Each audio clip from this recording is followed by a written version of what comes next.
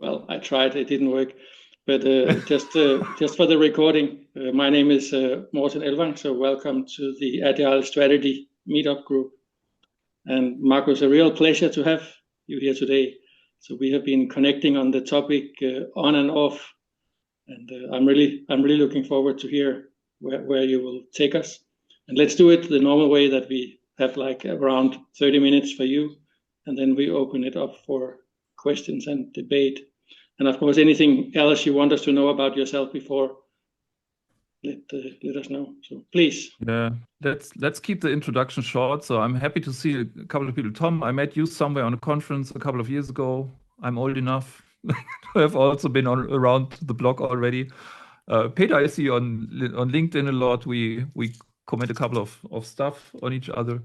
And like my history goes way back. I started developing in the beginning of the 90s. And then, one of those days, Kent Beck released the book about extreme programming. And we read the book and we were like, oh my God, yeah, that's what we wanted to do, but we couldn't express it.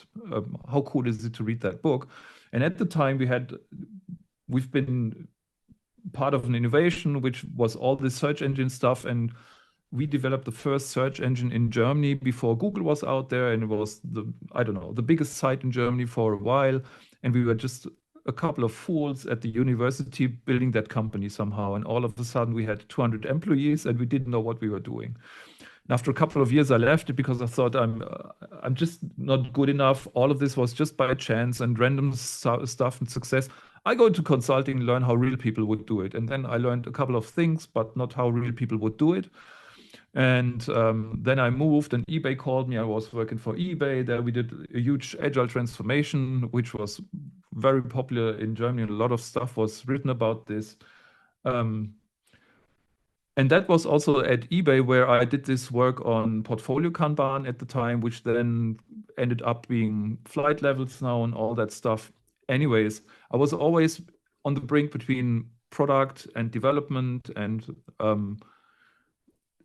went ever more abstract, so always more to the left of a Kanban board, as you can already see with that invention of portfolio Kanban at the time. And then it drew me in strategy. And I always had the impression that strategy is somehow done wrong. So it was always done on offsites with strange people. And it was always this monolith being dropped on me, or I was part of dropping that monolith of strategy towards people. And it just felt wrong. So I took a while and read all the classics, and all the classics tell you that's not how to do it. So fun surprise. It wasn't me who was the fool, but other people are the fool, obviously.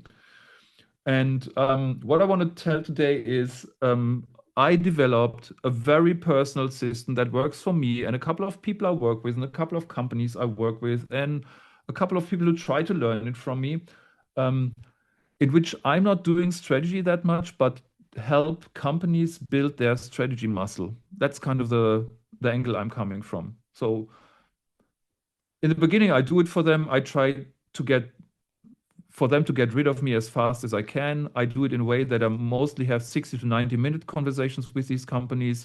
I don't do whole day workshops with them. And I want to talk a little bit how I got to that point and what I'm doing there. And the whole idea is like, how can you sustainably implement strategy in an environment that is a little bit motivated to do it? And there might be a million ways. I don't have the truth. It's what works for me in a lot of environments. You need motivated people as always. It's not a guaranteed success. So it's just that, a big case study, if you want, of how I deal with my life and my clients regarding strategy. So the ultimate goal, of course, is to get clarity on all these levels. Why am I doing what I'm doing? How does it pay off into the strategy? The big goals, big hairy goals and all of that. How is that little piece of thing that I'm doing connected to all of that at all times? And here's a couple of statements on what I think strategy should be, a couple of qualities. Strategy should be emergent, not arbitrary or reactive. Strategy should be ubiquitous. A company should have a signal sensor system all over the company so that all of these informations are fed up into the strategy work and the decisions that are made. And strategy basically is not decoupled from execution, but it's all connected. Strategy is inclusive, that's riding the same horse more or less. Transparent, creates clarity as a goal, cares about the long term. That's, I don't know if you meet that a couple of times. Anybody who has a little bit of agile sticking to their names is always like, why strategy? Aren't you guys always concerned just about the next 2 weeks and stuff? Because that's what sprints are doing. So oftentimes when we emerge into strategy, there is kind of a prejudice that we don't give a damn about the long term. It's plain wrong. I will show you at the system and the framework I work with that it is totally taking care about the long term. And actually, that's the whole point. And yeah, and then there's a couple of people who think like, filling out a couple of tools is doing your strategy. I don't know. Markus, give me a SWOT diagram and then, that's strategy. It's not, and I know you know all this, so I don't want to preach too much, but get more to the point. So how I do it is, the way I see strategy is that I teach or do strategy with people on 3 pillars. The first one is choose a framework. Any stupid framework will do. I have my own favorite framework, which I created for myself. It's called Markus Options Work. I will talk about it a little bit later. And the only thing why you need a framework is you need to have a common vocabulary. You need to use some common words. My observation is the old stuff like, hey, what is the vision? What is the mission? And all that stuff doesn't help that much because it's so much meta discussion about all these terms that in the beginning, you don't get to even do strategy because everybody's talking about these terms. What's more abstract, vision or mission? No, you talk about the mission. No, I'm talking about the vision, all that stuff. So all of these words are overdefined and thus useless for me. So I just don't use them. So I take frameworks like Play to Win or my own framework just to establish a vocabulary and a structure that we can, and that's the ultimate goal, to talk about this stuff every week. So that's already the big hint. I try to get them in a mode where they talk on this level every week. And that blends over into communication, the second pillar. Like there needs to be obviously communication about strategy as soon as you're not alone. Oftentimes a lot of people work in a company, they all need to have a shared strategy view. So you need to talk about that stuff. So the question is, what channels of communication do you need? I will talk a lot about habits later on. All of this is communication habits I try to set up, high cadence. And there's one trick I will mention which is like, I always value cadence over duration. Because I just want to be in the flow all the time with that stuff. And the second part about communications, probably that you are in this room right now means that all of you are really ambitious people. I'm afraid that you're ambitious. I'm afraid that you want to change the world, have success as your actual clients in your own company, whatever. So the problem with ambitious people like me is that we tend to stress our environment a little bit too much. When I'm having an idea about strategy, I want to talk to people.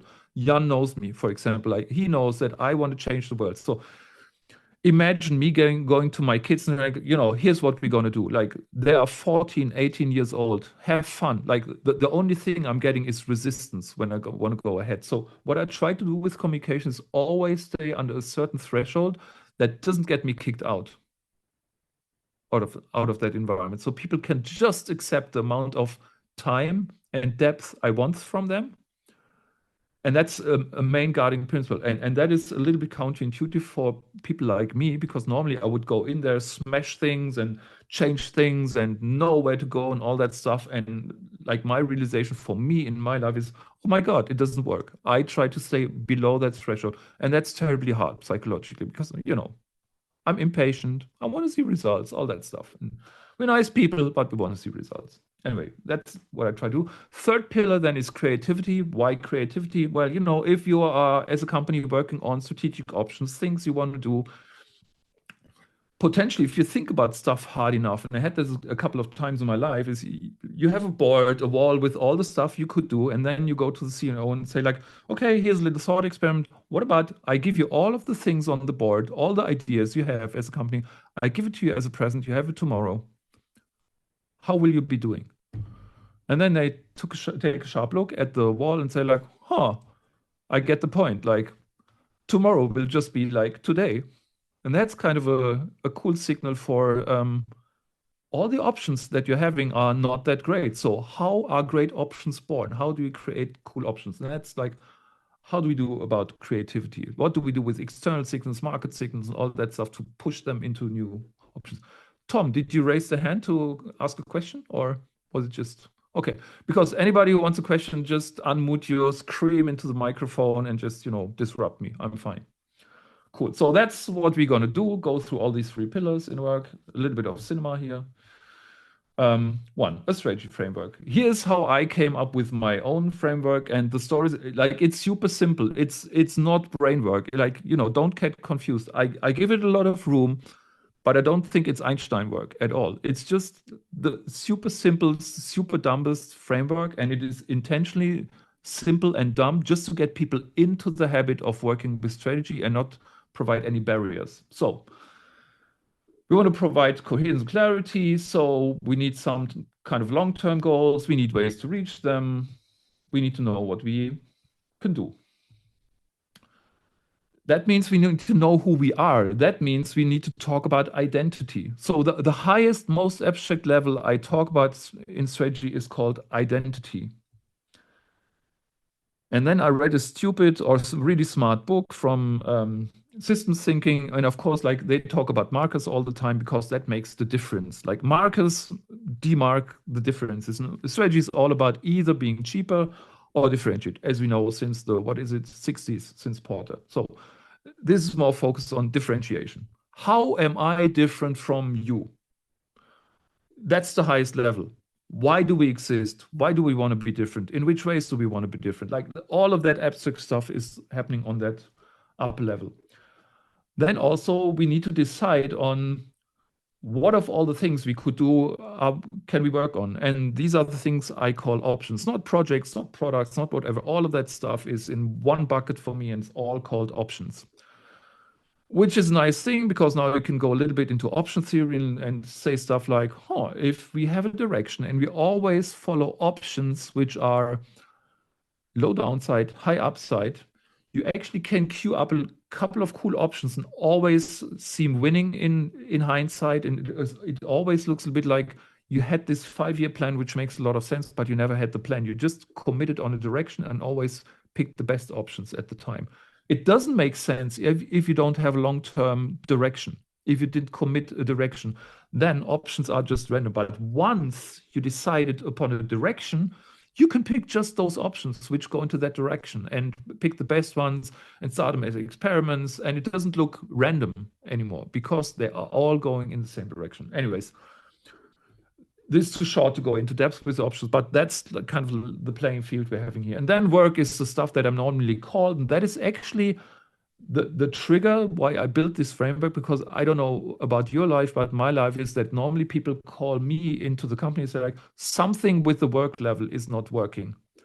People are stupid, teams are not coordinated, people do whatever they want, they don't listen to me, or we're not efficient enough, and the processes we're following are not good. Can we improve the process? Whatever. So people want to focus on work all of the time. So when I go into an organization, like, if these are the 3 layers, work, options, and markers, how clear are you on work? They're like, kind of clear, actually. How clear and explicit are you on the level of options? Well, maybe a little bit fuzzy. How clear are you on the level of identity and markers? Oh my God. That's pretty much undocumented. I'm like, okay, you called me because you think work is the problem, but what you're telling me also is, like, options, markers, totally unclear with you. Like, wouldn't it make more sense and be the better leverage to work on options and markers? And by the way, all of that together is called strategy. Like, wouldn't that be a way to work on? Oh, probably. So they sent me away. They hate me.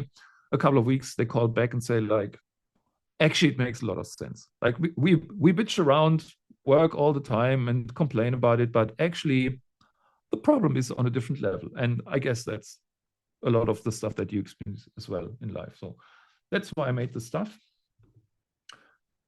A couple of qualities need to go around it, a couple of properties. So markers need to be stable. That's what I talked about before. Like, if you don't have a layer in your strategy that is totally stable, something like identity or markers, and remain stable, then you're just lost. Then whatever options you pick are just random. That's what I said before. So the task in strategy is also define what remains stable. It's a little bit of a reference to pace layering as well. If you ever heard about pace layering, super cool concept, but we need a stable layer. Then the task of options is they can be super diverse. We have choice, but we also choose. We commit to that stuff. But that is the level where we can be flexible. But the flexibility only pays off once we have that stable layer of markers and identity. And then we do work. And, that's all the stuff we come from historically, like, all the HR stuff. And how do we do what process and technical excellence and what have you, and how can we organize it? These levels also have some kind of relationship to each other. So options inform markers, and markers help us to evaluate and derive options from them. Like if we don't have a goal, we cannot evaluate the value of an option. An option can only be evaluated if you have a direction to go in. If you have an identity, it pays off into. If that's not existent, any option is just futile. You don't need to watch for it at all. Options have a similar relationship to work. Work can be derived from options. If this is the way we want to go and we want to get closer to our identity or change our identity, then this is what we have to do. That's the work.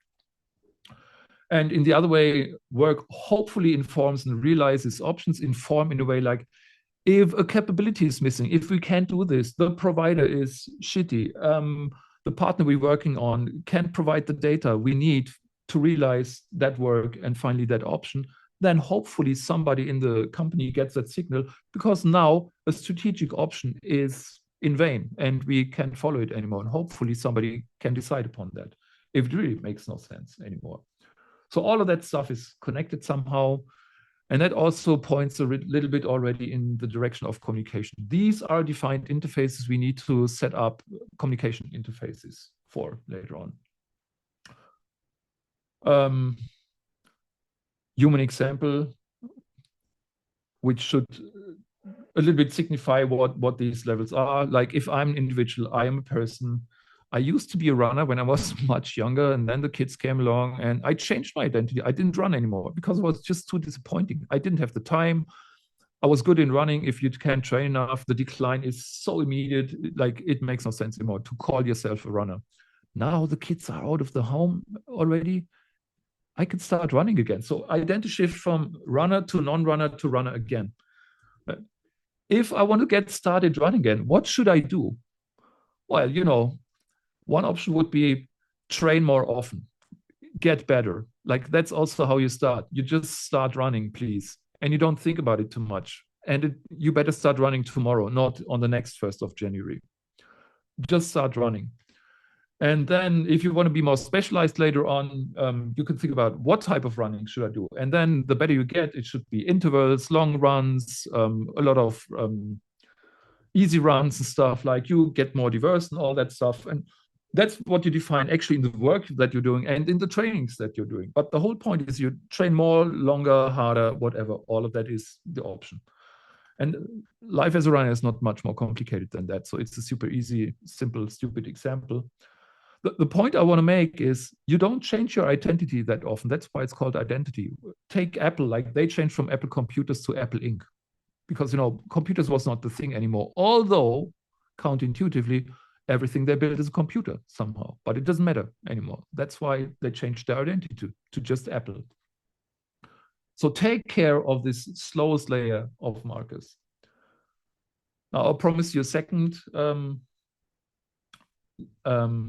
pillar, and that is communication. And here's the big giveaway right away. We are what we repeatedly do. I guess like there's a few conferences where you didn't hear that sentence. Hence, mastery is not an act, but a habit. Good old Aristotle, cool guy. And here's what I make of it. Funnily, this morning, as a comment on a video that shows Steve Jobs, where he's saying, here's how we run the company. We have the head of hardware engineering, the marketing head, the this and that. And what we do is every week we meet for 3 hours and get everything sorted out. And once we have everything sorted out and decided, we are really good in projecting that into the company so that everybody knows what we made up. So this Arjun Venkataramarani, what he said is, yeah, alignment needs consistency for driving better decisions and results, but today's fast-paced work often disrupts focus. And that's actually what I always realize, that I'm driving down so hard on habits. We just need to instill habits so that communication cannot be overrun by everyday work life. So to give you an example, so we need habits to learn something really hard, really tough, because, you know, somehow this strategy, connecting all these dots and being long-term, but also deciding in the short term, and all of that needs to make sense together. That's a hard task. So how do you get brilliant at a hard task? Well, as I said, by repetition. So who is this guy? This is Vincent Boyard. He won this year's UTMB run, which is a 100-mile run. So why would you run 100 miles? Well, he just wants to. So how do you do it?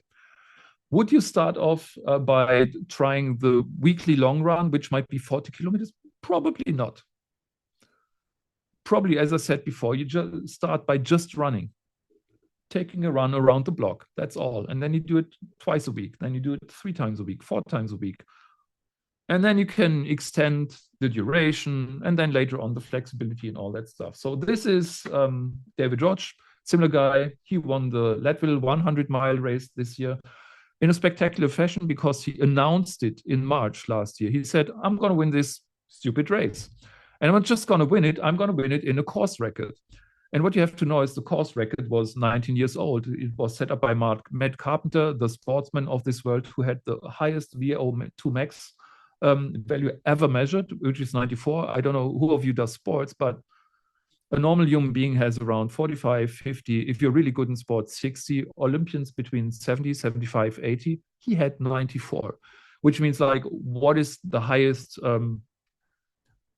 oxygen consumption and transport through your bloodstreams? Like, he was insane. So Matt Roach, whoever he is, more or less famous as a coach, he says, I'm going to win this thing. Spectacularly, he did it in a course record. What the hell is going on? So why do I bring these guys up? Because they set themselves a lifelong task, which is doing a really uncontrollably hard thing. Because, like, their sport, it looks simple, like just run 100 miles, but you totally depend on weather, your body, injuries. Every one of these guys arrives at the goal with an injury. They're all injured when they arrive. It's all uncontrollable. So what are they doing? Same thing as I said before. How do they do it? First of all, they start running. They increase frequency. Then they increase the volume. Then they increase the differentiation. But rule number 0 is stay consistent. There's never a break. The number 1 rule in training is don't hurt yourself. Don't overdo it. Totally counterintuitive. Again, ambitious people. How do you tell an ambitious person not to do too much? You can't. They will do too much. The noblest cause for a coach is tell your athlete not to do too much. The talk could end now, because that's what I'm doing. I tell people, talk about strategy every week, but not too much. And I honestly, literally start by saying, like, you know, if you hire me, we're going to do this every week. And they're like, yeah, fine. And I'm like negotiating a little, like, could I get an hour per week? And like, what? No way. And they know, like, when they hire me, they know I'm in this weekly rhythm thing, and, you know, I'm close to being fascist about it and everything. So the first is they want to drive down the time, and I'm like, yeah, even if it's just 15 minutes, let's go. Like, I'm fine, just 15 minutes every week, let's do it, because it's better than nothing. It's like running around the block. Let's have a start. And but the fun fact really is that just having this weekly rhythm, which when I show them the Steve Jobs video, they're like, oh, that's brilliant. That's what I want to do. But if you have to do it on your own, it's horror. Nobody wants to do it. Except really super sharp CEOs who are saying stuff like, oh, that might be my most important meeting in the week. But you can't depend on these people. So basically what I'm doing is, like, normally people think this is what you're doing when you do strategy. You climb this huge mountain and you do all this vision, mission, strategy deployment stuff, define all that stuff, and have all the meta discussions in the world. I am saying, like, cut the crap, get rid of the mountain, go into the flow after the mountain immediately, and just start small.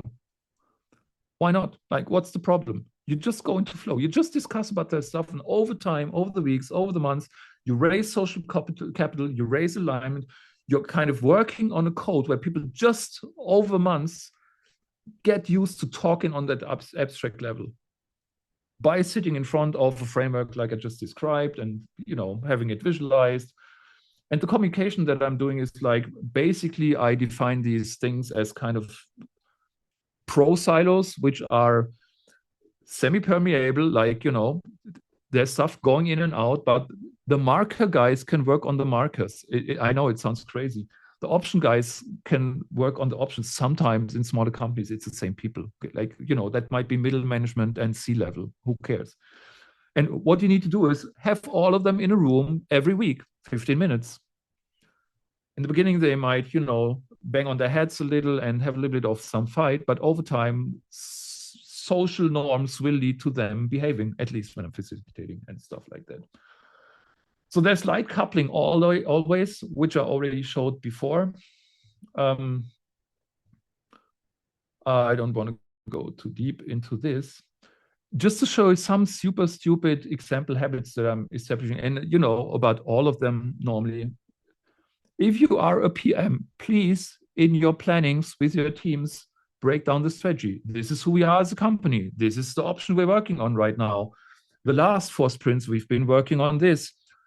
This time, what's defining us is the following 2 features, and hopefully we get it done in the next 2 weeks. Let's discuss. What do you know about it? And so on and so on. But always break it down in the framing of that strategy. Super simple. Nobody does it. If you do it, it's changing the world. It's a super stupid, simple habit. If you just go for it, developers love you.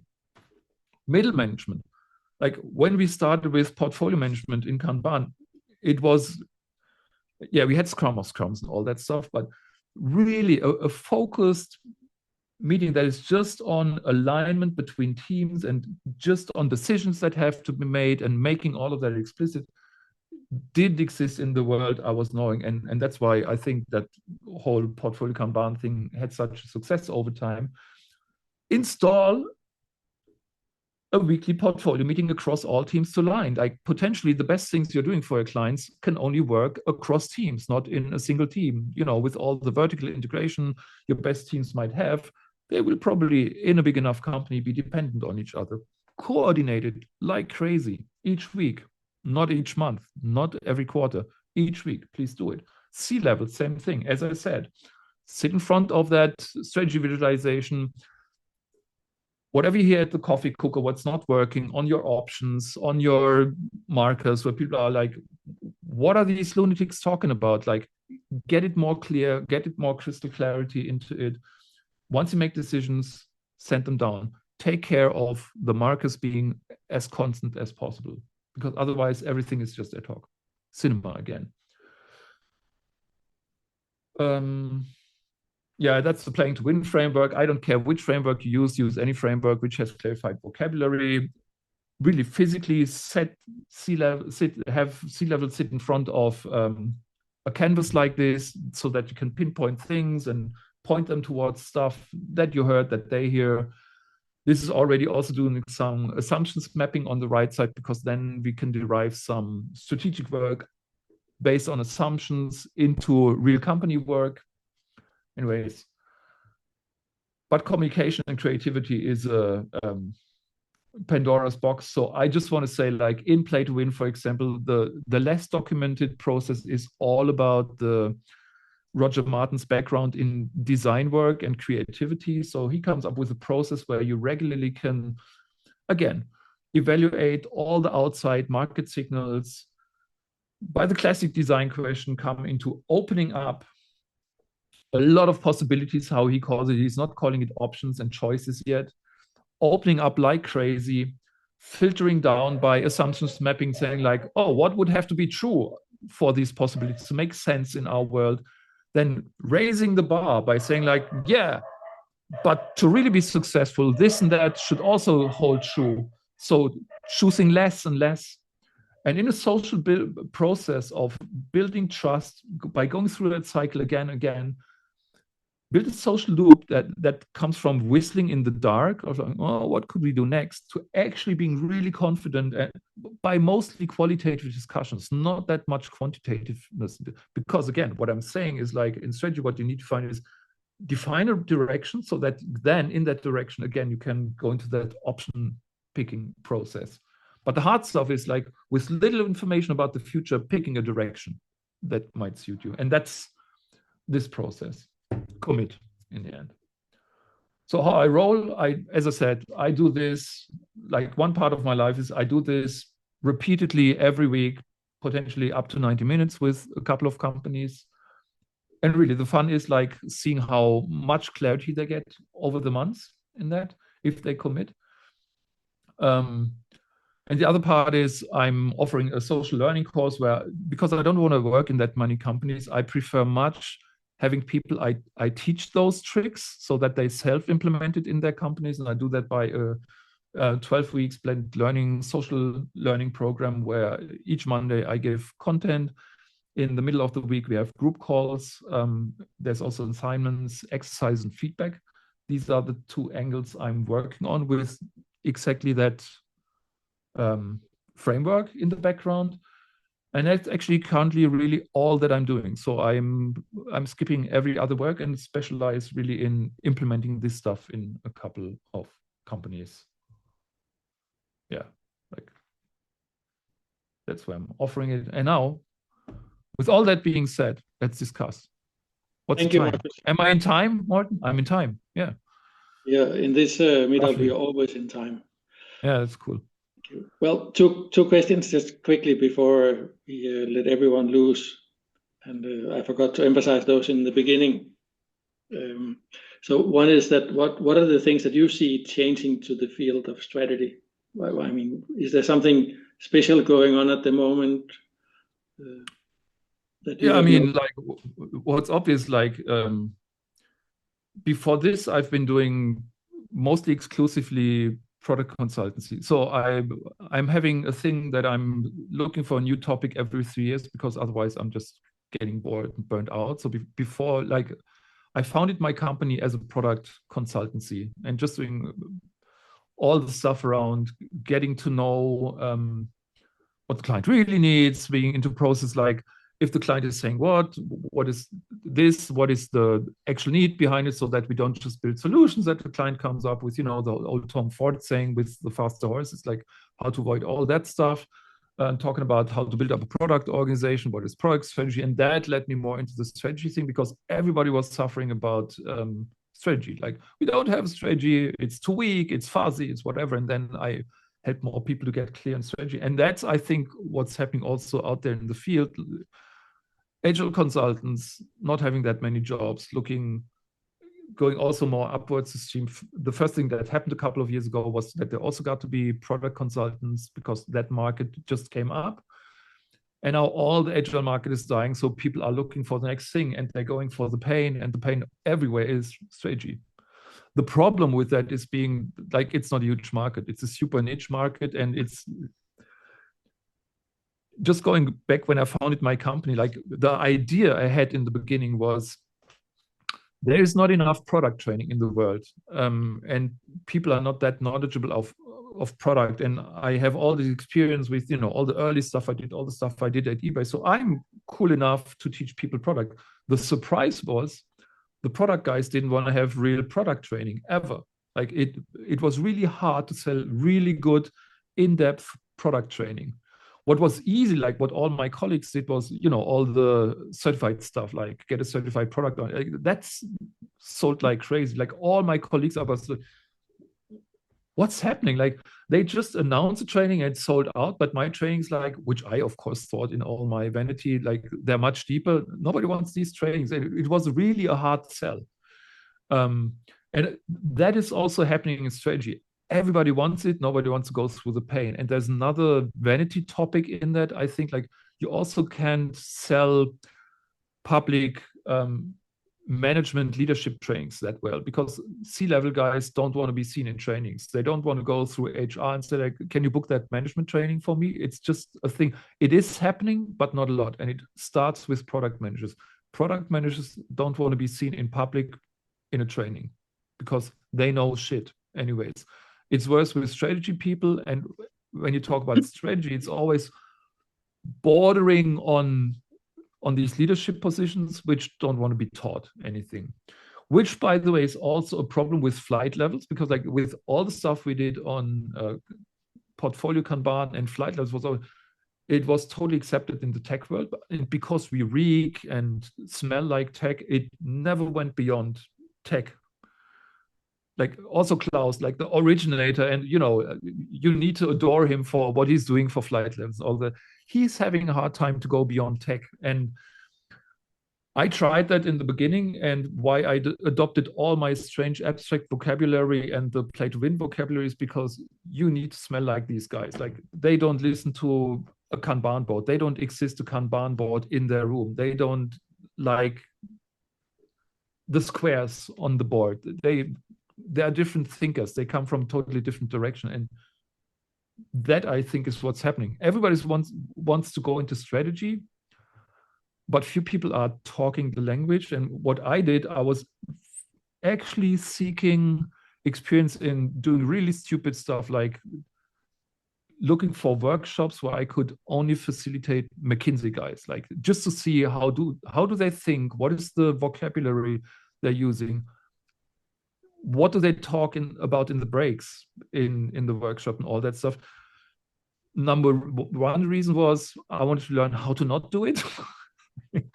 What is the anti-pattern that you want to never do? And the other thing is like, but what is it that makes them connect to leadership stuff and C-level stuff? Like, what is it what these people are seeking in that world, which is obviously not working? Like all the McKinsey stuff isn't working. We know it. Like if you've ever been part of a McKinsey project, it is, I don't know, it's depressing, honestly. Like the social hacking going on and all that. Anyways, I don't want to go too deep, but that's not working.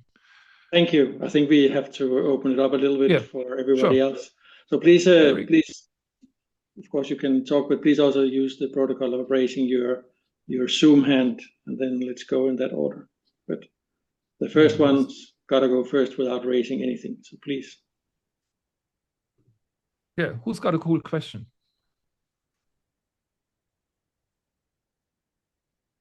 You had a question if you want to mention. Okay, I have two questions. Tom wrote a couple in the chat too, yeah.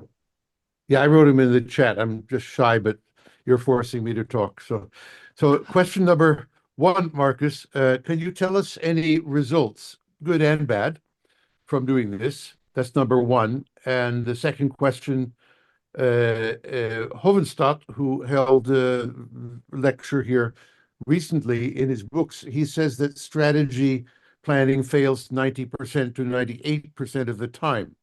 Why do you think that is? So two questions. Can you be more specific on what you mean with results? Like, yes, did the business go better in the direction they were trying to do strategic planning? Yeah, I give you one example. So that's a client I'm working with since 5 years, but on and off. Like always, when the heat is getting up, I'm working with them. And the first phase when I got to know them was, and that's a funny example actually, because it shows you, like, I talk a lot about process, but a lot of that is also social stuff simply. So they thought they would be a product company, and they're always really proud, like, about the HR product, which was specializing in, it basically comes up with a metaphor that hiring is a little bit like e-commerce, like, lower lead times is better, and you can have a kind of fun look into the people that are coming to your company and all that stuff. And so with that metaphor, they come up with certain metrics in their HR hiring tool and all that stuff. So they tell me that they're this product company. So I hang around with them a little, and I tell you what hanging around looks like in a second. And I realized that they're actually not a product company. Basically, what they're doing is bespoke software development. Like they have a little bit of a core, which they're doing for each client, but the rest is totally bespoke. So if you talk to them today, you will get your product in 6 to 9 months, specifically built for your needs. I'm like, what the hell's going on? You're not a product company.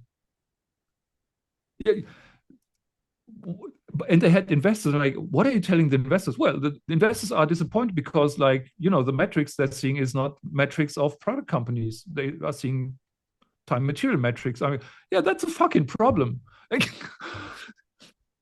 Do they have any patience? Anyways, like, I realized that, and then week by week, we clarified what needs to happen, and then, like, I left them a little bit because it's like, here's stuff you can do on your own. You need to really rebuild yourselves as a product company, and the idea is, person buys a product, gives you the credit card number, product is delivered next day. Get it done. They got it done. So that was one part of the work, and now it's the next level, like new investors coming in, new money coming in. Now they need to think about how to grow from that and what they need to add to the portfolio and all of that stuff. So when I say hanging out with them, what was the work? And now it's getting really funny. The work was, in the beginning, it was like I had virtual on Zoom, a breakfast every Tuesday, every Thursday with the founder and CEO. Like, that was the first clarifying phase. And then it was like concentric circles around him. Then the group got bigger and bigger, but what we kept up is like that weekly rhythm. Every Thursday we would talk and have breakfast in that group and decide stuff and get more clear about stuff. And then actually they did have a CPO, so I was the CPO operationally for a quarter or something, 3 months, but the main task was hiring a CPO, because why didn't they have a product?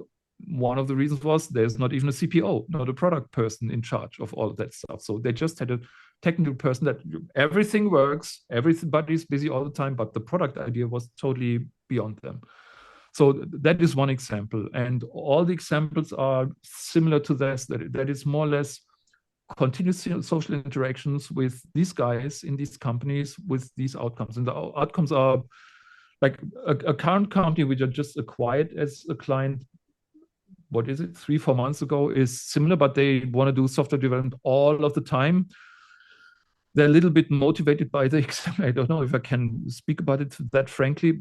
Palantir, not everybody loves Palantir. Like, if you forget about Thiel and that, but like, you know, they have a certain excellence in some fields, and they want to learn how to be that excellent, not just in technology, but in company building and all that stuff. And that has a lot to do with strategy and, you know, surprises and how to deal with changing environment and all that. And that's the same thing. Like, I meet them every day. As I said, huge parts of my life are meeting with guys for 90 minutes a week and doing stuff over the months. That's what's happening. Second question, failure rate of strategy, why? Oh, I think, you know, like, I think most of the failure rate is because, again, as I said in the beginning, and the classics in strategy, like execution is decoupled from strategy. People making the decisions are decoupled from the people doing the work. There is no upward, downward signaling all the time. The sensor systems are not in place. As I said, like the number one symptom is huge offsite once or twice a year. Strategy is here. Strategy needs to be right. The hate of falling is insane. If you're one of the poor people having to come up with these decisions, now they need to be right. They need to be fixed for half a year. Now the strategy becomes a plan. Now the plan is the target, not the strategic targets we set out for.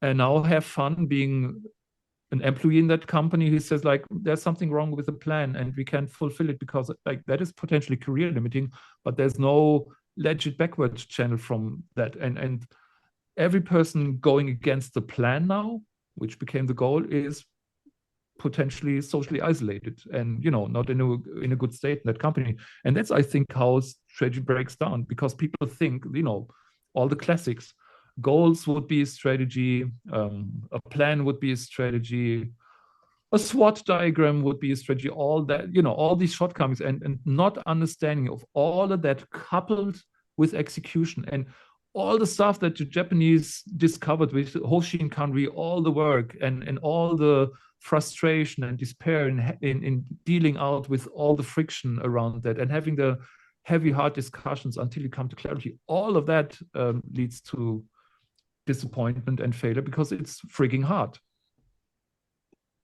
It's tough, hard work. And that's why I think my approach with the habits is kind of having in my environment, in my bubble, that's success, because I'm not coming from that big idea of here's the big strategy, now it just works. It's like, no, it's on all levels, and piece by piece, you get better at it, you get used to it. You will not just be smart in strategy. It's a way of communicating, a way of thinking, holistic thinking, that you need to practice and practice and practice and take more and more people along. Not that everybody has to decide, like, also most of the time, not everybody wants to be part of the decisions. It's cool, it's fine. I'm also not making no judgments about organization forms and all that. I don't care if a company is agile or not. I don't care, really. Like, if they get shit done, I'm fine. If they are successful in their measures of success, unless it's non-ethical, I'm totally fine. I don't care. But the failure is all of that, the total misunderstanding about the myths of strategy, which I think come more or less from experiences they make with either strategy consultancy or what they hear what strategy consultancy does. Because there's ways in social hacking that strategy consulting needs to do, because everything they do is untangible. So there is a lot of stuff going on to make something big, which is just work and hard work. Right?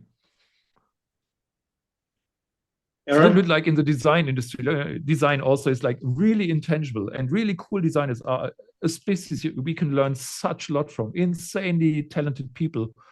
The problem is they need to sell that intangible stuff, and that's oftentimes where the bullshit starts and where it's getting out of hand. It's the same in the strategy industry. It's so intangible that it's really hard to sell, except social engineering. We have a raised hand from Aaron. Great. No, thank you, Morten, for putting this together, and Markus for an excellent talk and discussion.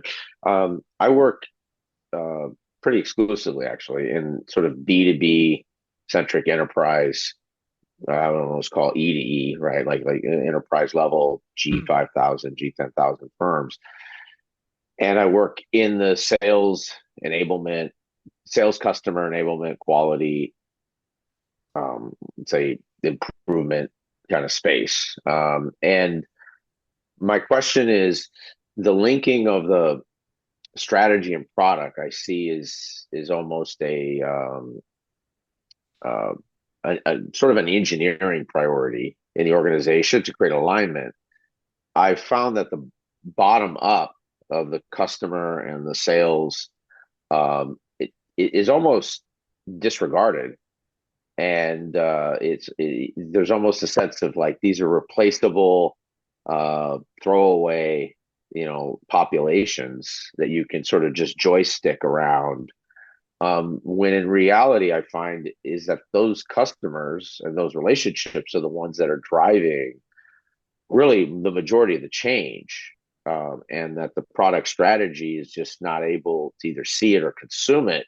So they'll have some true north on, hey, we need to productize this way, have this target forecast, blah blah blah, these SKUs, 4 tiers, all this, as you would say, bullshit. Basically, I mean, it's like it has logic to it, but it's divorced from the ground truth, which I find for the majority of customers is some slow escalating connection to real product, but a lot of, I just call it sort of fix-it services up front, right? It's like, hey, we think you're really smart. You do a lot of things. We like your product, throw a little bit of it in, and we'll get to that.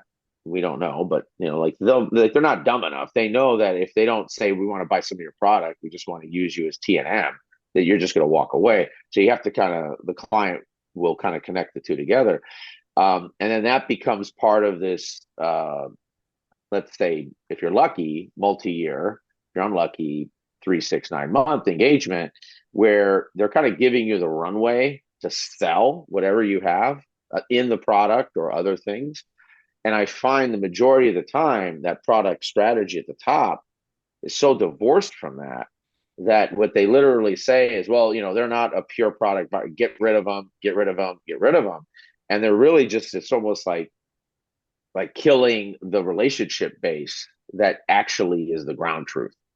And so my question is, have you seen this sort of disconnection, or am I just living in my little enterprise kind of space, And what have you maybe done or worked with to try to improve that? Because I find that those sales and customer type people, when they get around the more senior product strategy, I mean, it just blows up basically, because the product strategy people, they're not in the day-to-day, kind of fight for, these, which is just contact communication. You're just trying to get contact communication, surface problem, surface challenge, surface need, and then bend that back into whatever's in the portfolio, in the SKU that you could sell, which more often than not is, hey, give us a person who's an expert in your procurement product first, and then work towards maybe some part of your product, not just give us off the shelf, your nice little box of 15 Jello sticks for kids, right? I mean, the other client has a real, as my friend says, if this stuff was so easy for them to solve, they would just buy a product. We wouldn't be in business, right? Yeah. I mean, these aren't stupid people, right? Yeah. The reason they can't solve these things is the complexity space they're in. They can't do the coordination. They don't know all the sequencing. They expect you, because you built the product and you know the space, that you understand the sequencing, which you usually do. And consequently, they expect you to say, hey, charge us for this. They'll let you charge often as much as the product, but it's not the product yet. And what I find in the last piece of it is that doesn't map to the ARR needs, right? Because the ARR needs of investors and blah, blah, blah, leaders, they like to see ARR growth and the hockey stick and all that bullshit, right? So, have you seen this huge disconnect, or is that just something in my world and everyone else is fine? No, I mean, I think the disconnect is pretty much a standard, which it's also what I wanted to express before, that that's the disconnect between these different levels. But first of all, I need to cherish how he said, in your little enterprise world, that's a funny irony. No, but I think there's an answer on two levels. Again, if you set up, for sake of brevity, the habits I talk about, you reach kind of a certain level of strategy maturity by one of those days. As I said, the moment comes where you're saying like, none of our options make a lot of sense and are really valuable. And then the question comes like, yeah, but who could inform us about what would make sense? And then you look around like, oh, we have these smart people running the company and providing value, and we never ask them. That's actually funny. So what about asking them? And now if you don't make it a big thing, like if you make it a big thing, it's like, now we need an event. We need to talk to these people, and now we need to know truth and, find it out. Again, that's not how it works. Now you need to set up habit to get into contact with these people more and more and more. And maybe just one person, who cares? Like just the first contact. Don't make it a thing about departments. Like now this department needs to talk to this department, have a regular cadence of talking to that department. And we need new interfaces and, rules about these interfaces and all that stuff, what's happening in enterprise. No, just, call people, get them in, whatever, make it a breakfast, as I said, stuff like that. First, informal, just get it done for the moment, so that you have a couple of weak signals to work on, and then you have a bigger map to think on, and you're like, if this and that dot needs to be connected, then we need to ask these people again. And because you're raising the level of maturity, people are pretty much open later on, say like, yeah, we need that information, otherwise everything makes no sense. And the other thing is that what you always have to consider is these different speeds and abstraction levels in companies. Like in my stupid little systems, you already have these 3 levels, but enterprise have much more levels. And I'm always talking about, like, Jabe talks about this a lot as well, Jabe Bloom, about these different paces and durations of storytelling. Like the CEO needs to tell a story in 2 minutes, which is about the next 3 to 5 years. Middle management needs to tell a story about the next 6 months. The development needs to tell a story about the next 2, 3, 4 days. If these people meet, normally it's havoc. Like, imagine the CEO sitting in a sprint planning. He might be patient for 3 minutes, and then he's like, Jesus Christ, if that's everything people talk about in this company, no wonder we end where we are. Like, if this is what people are occupied with, yeah, guess what? That's what people need to be occupied with. But now he raises his voice and he's like, okay, guys, I've listened to this for long enough. Here's what we're really doing as a company. And now the developers are like, Jesus Christ, what's going on? If this is what these guys at the top are talking about all the time, no wonder we are where we are as a company. So now middle management sets in and tries to get rid of the friction, everything. So what we can positively use it and say like, oh my God, all of these speeds make sense. Of course, my speed is not sufficient to have a grasp on what these people on the outer skirts of the company know. We need to have more contact with these because that's my deficit as a unit, as a department, as a whatever.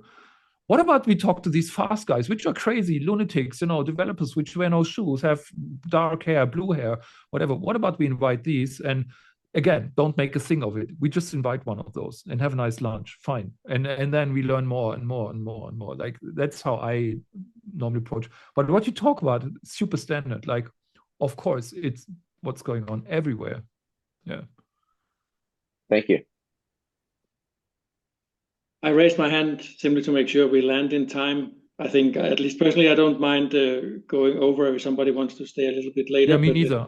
I have all the time in the world, So that's what we sense, but just to at least bracket it at the whole hour. So anything, Markus, you wanted to ask us or some final words? No, I just know, like, Eric always has great questions. I don't want to put you on the spot, but do you have a question to what I said? Sorry, Markus, I was late. I was in another meeting. Okay. So I missed your presentation. I just joined for the Q&A. So cool. I probably have a question, but I don't want to mess up with the session since I missed the first part. I know pretty well what you're normally talking about, but I'll leave the floor to others. Thank you. Cool. Yeah. Yeah, so for those who need to leave at the full hour, thanks a lot for joining. And let's just keep it going until, let's call it like the reverse popcorn effect or something until. Yeah. So Christian, you had a question. I don't know if you want to mention yourself, if you're still here. Otherwise, I can read it. That's a special service I do. So Christian writes, cool. Thanks for a great presentation. I saw that you mentioned abductive thinking on one of the slides. This reminds me a bit of Roger Martin's integrative thinking. Do you have any example of how this has created a new way / option? ? Thank you! ! Yeah, so most of the time after you sit together, that thing happens, what I said, that you think all the options are not good enough, and then you need to delve into abductive thinking or integrative thinking. So even Roger Martin calls it different ways. And basically it's an expression from design thinking, more or less, which defines design thinking, which, this, and that's why I say, like, normally you could now open a workshop for another 2 days or 5 days on how to get that implemented. And that's the hardest part, actually, because the problem is that how do you create a culture where the same people that are expected to just deliver work all of a sudden sit in a room and have a workshop and deep thinking time, what have you, and are creative? And that's what I was doing until 3 years, just doing workshops on innovation and where do new options come from and all that stuff. And it is a lot of time and a lot of patience, a lot of also cool facilitation tips and tricks to work with people. And normally what you get is, and it sounds like a stereotype, but it happened to me all the time. Shouldn't we take all the people into that workshop? Should we get everyone moving into this direction? Yeah, cool, give it a try. And what happens at 12 o'clock first day is that the first guy stands up to like, what about work? Do we also do work today? Like, will we have results? What do you mean with work and results? And I can't put blame on these people. Like, what I normally say is like, I didn't want you to be here. I'm fine. If you need my signature that you can leave and you were here, I'm also fine. Like, I'm not into getting people who don't like this type of work because they're introverts or, whatever the reason is. It's not what I'm doing. I don't need you here. It's fine. I don't want to abuse people in a space of work where they feel totally uncomfortable by whatever way. And so whenever I said work like this, I'm looking for engaged people who are totally, Jan, what is neugierig? Curious. Curious, yeah. Curious. They want to see a different world. They can live with this. I'm not getting results today. I'm thinking about how things could be, even if they never are like this. I'm thinking the extremes, although I know that we will never build the extreme, but I need to think the extreme so that I can build a little bit better today and a little bit an improvement of the product. But I can't think that better way if I can't think in the extremes and all that. And that's the people you need for that type of work. You need a lot of data to inform them and all that stuff. But most of all, you need time. And what Claudia Kochka said, who implemented all that stuff at Procter & Gamble, for example, she said her main role in a company is stealing time for that work. And I guess that mostly needs social skills and yeah. But that's what these guys are doing. And then, it's all the design theory in the background, double diamonds and what have you, and techniques to get there. And how can I make things which are really abstract, experienceable, touchable, so that I can throw it away because it didn't make sense, and make the next iteration, and super fast paper prototyping for any kind of things. And, I don't know. A friend of mine is writing books on the 52 types of prototypes there are for thinking creatively and stuff like that. That's a whole science or non-science in itself. And I think why Roger Martin and Play to Win is a success, even if you like it or not, is that he combines these worlds. Like, he's a super skilled businessman, but he's coming from that creative side of the world. And he's always preaching that part of that strategy is more about the unquantifiable qualitative world out there and about intuition and schooling your intuition, maybe by data, but in the end, the main decisions you make are never about numbers in strategy. It's like, this direction very probably is much better than that direction. And then you can play the numbers game inside that direction. And that's hard to teach to business people, that there's a world out there which is really successful, and the big companies live it really successful, whereas there's a lot of big decision-making based on intuition and qualitative information, where then execution only starts after that. Like, people don't build a financial service department because they know it's going to run. Like, yes, they delve in numbers as well, but the decision is not made on these numbers, because like all the variables going in there are built on so many assumptions that you simply don't know if it's going to be a success. And the whole idea of the business case is so interconnected to all the other products they're building that nobody has a clue if it's really working out. So they need to just commit on quality. And what you're doing in that social process I showed before is really from that whistling in the dark, like, we need to do something different. We need to add something to our portfolio. We just don't know what it is. Go in circles until you say, like, no, we will not invest in mobility. We will not invest in this. It's going to be banking. It's going to be frigging banking. That's what we're doing. Aren't we? Yeah, we are. And then with all that conviction, you create clarity without wisdom and knowledge, and go into the companies, like, you know what it is? It's banking. It's going to be. We might fail, but we don't give a damn. Sorry. One more question from Aaron. Peter had his hand up before me if he wants to go first. I don't know if No, I lowered my hand. I lowered my hand. Okay. No, thank you for that talk. One maybe quick question for you is, when you have leaders who put together their annual strategy, however they do, some kind of mush between Hoshin Kanri and balanced scorecard and blah blah blah and all the different techniques, little McKinsey fours, whatever, right? They cascade it down.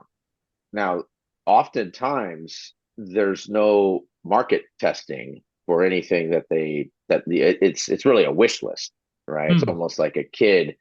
If you have any, my kids are grown up now, but they have desires by their 10th or 11th year in school to get into a certain school. And you kind of say, well, maybe, but they're very committed to that until market reality kind of changes that. how have you dealt with those sort of forced, objectives, which often come with things like forecasts and plans? I mean, it's like a whole rubric that's sort of just like concrete being thrown down a chimney at everybody, and you could try to have all these, let's say, dynamic meetings with all of the right people and the smart people and the good people, but you're being tested on that concrete coming down, right? It's like, hey, we now need to go into the into the Scandi market and get 10% market share blank, right? And you're just sort of like, yeah, but like, do we even know any customers there? Forget about like that's a year 3 problem, 2 problem. We're at year -2. And I find a lot of what they throw down is like that. And there's no accountability audit cycle back up. So the next year, it might be a new group of people, friends and family, consultant types that just keep coming in, throwing this stuff down. Have you ever, outside of quitting and going to another firm and starting all over the same process, have you ever found a way to slow that down or get them to sort of recognize that's what they're doing? Because I found that to be, whatever you're working on below there, eventually doesn't get materialized. People sort of give up and say, hey, I just have to do this concrete thing because, they're every month asking for the OKR, or every month they're the KPI or whatever. Your thing makes sense, but, that's what I'm being pushed to. Have you ever dealt with that problem space? And because I find that's the case all the time. Yeah, like this coupling you talk about, that's also pretty much then. And basically the pattern is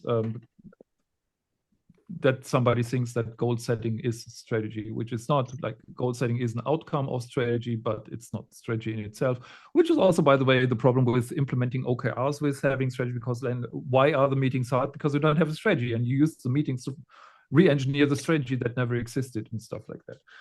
So, but also that, like, if that happens to you, there's even a worse situation. Imagine you're being a product manager and being judged and valued on your product measures, but you don't have access to marketing. It's the same thing. But the pattern is always the same. It's like, basically, you're given orders and you don't have any leverage on them. Like that. That's the thing. And I think, like, and that's not. It's far away from a way to success or a promise to success. But the only way that I found to deal with that, as an internal, not as an external. Like, if I'm an external, maybe the right guys hire me and I have influence on them, but that's cheap. Like, if I'm internal, all I can do is, like, I use my circle of influence and I use it as a tool rather than a limitation. What I'm saying is, I try to get strong at strategy by just following my strategy rules. I get a better stance for myself. I'm always coming from the same position. I'm not flip-flopping in discussions like all the other ones around me. And potentially over time, people start listening to me. Like, that's what was happening when we did the portfolio Kanban. So it was a lunatic idea, but it kind of showed some value to outside people. And they're like, oh, that seems interesting, kind of cool. What are they doing? Then you can talk about what you're doing. And that not often, sometimes it works in a company that's not totally wasted. That you get proficient in something, you're like, this is how I get this clarity in my team, in my part, and whatever. And by the way, because of my clarity, here's some valuable feedback for you. Here's something where we find out that one of the assumptions that is underlying your strategy is potentially risky. Do you know about it? And you, now that you have the data and you did your due diligence work, you can very respectfully ask questions which are not personalized. You can just talk about the discussion. Now it's not, hey, I think what you say is wrong. It's like, I have data. Let's discuss the data. And if you're really proficient in what I'm talking about, then it's a different discussion. It's not an opinion. It's not a hunch. It's really a qualified discussion that can now be started. Again, that is not to say that it's a guarantee that people will listen to you. Like, that totally depends on the toxicity of the environment, or how decoupled all of that is. But it is the only way I found in my life and other people's life where I'm doing my stuff. I'm getting better. I'm getting excellent at what I'm doing. And then what I often experience is that people reach a certain level of excellence, and then they're not heard. That's when they're quitting. Because now they know what they're doing. Now they are really pretty self-assured. Now they know that they're not bullshitting anyone. Now they know it's a qualified question. If you don't get an answer then it's doing mind games on you. And then you're like, why am I doing this? But people before that often don't quit, but just, suffer from what's going on because they don't have the answer. Also, like, maybe it's just a hunch I'm having is then the thought rather than, no, I know what I'm doing. But let's have one last question from Eric. Cool. Then Eric. I believe it's time to wrap up. Thank you. It's not that much of a question. Just to add on to everything Markus said, I fully agree with you. But maybe one additional perspective is try to get into this whatever strategy process, get into it earlier, get into it upstream to influence it, so you're not a victim of getting those OKRs or whatnot. Trying to understand how it works in your company and get in early. That's been my way of getting out of the frustration. Try to shape the process of how to work with strategy by getting in much earlier. So that's one way of trying to do this, and then you can bring in things like from Markus' toolbox into the process, and it could be things like Roger Martin's "What would have to be true." So when you make those strategic choices, you have that debate early on, because then your strategy will get better. You take those hard discussions early with the right people involved. It's easy to say, it's hard to do. I've been there, and I'm a practitioner. So just an additional perspective. Well, a good point. I was thinking of something similar, Eric, is that when you talk, Markus, the notion of opportunity cost came to my head. It sounds like you make the trade-offs explicit. So rather than just increasing the workload and try to do everything, you force a choice when new work comes from the top to take something else out. Yeah, also, I think I'm a hopelessly positive person. So when I'm in a messy environment, what I'm thinking is like, oh, messy, that's actually cool, because potentially like it provides a lot of despair and pain and stuff, but it also provides a lot of opportunity. But I'm always trying to see, like, if this is a messy place or decoupled or whatever, there needs to be some pain that I can address. How cool is that? Because where there's pain, there's a person listening. So I turn everything upside down and say, like, I'm going for that pain. Really cool. That's my job. I try to solve that problem. And most of the time, there's somebody listening saying, oh my God, there's a lunatic trying to fix that problem. How cool is that? It's Markus, the idiot. Here comes. And that's actually how inside of eBay, every 6-9 months, I created a new role for me, because I was just getting for this pain that nobody else wanted to solve, but I thought it's really attractive for me. And yeah, I mean, rolling rocks uphill is kind of fun, I guess. Let's be brave and wrap it up. Markus, so much cool. for joining us, and thanks a lot for offering your point of view. Any last things before we hang up? I suppose we will get your presentation. Yeah, sure. I'll send it right away. And I'll release the recording as soon as I get it compiled over dinner. Thank you very much. Thank you. Hope to see you all soon again. See you. Bye. Thank you. Take care. Bye-bye. Thank you so much. Yeah. It's great.